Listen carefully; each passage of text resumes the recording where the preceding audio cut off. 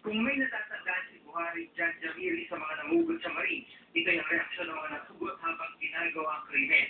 Nagmarkarang sa kanya ang saya sa mukha ng mga suspect. Bakit pinagutan? Wala nang sinasabi. Basta pinagutan lang.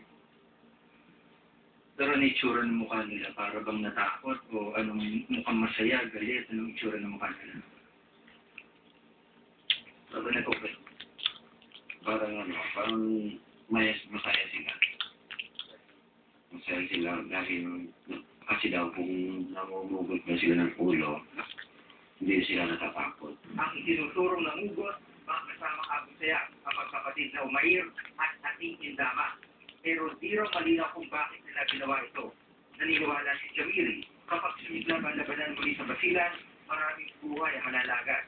Lalo pa't patuloy daw ang dating ng supply ng bala ng MILF at Abu Sayyaf.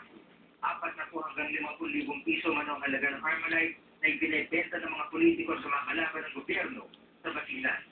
Yung may makamag-anak mga politician, humihingi o kaya gumawa ng paraan, silang gumawa ng paraan para mantinig baril at saka mga bala.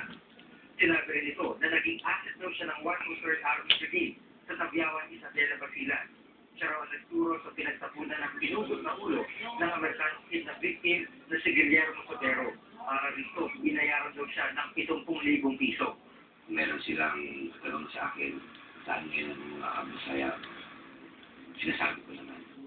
Pero hindi pa nakukumpirma ng AFP ang mga sinasabi ni Jamiri. I don't know the press article, so I cannot give, I cannot validate or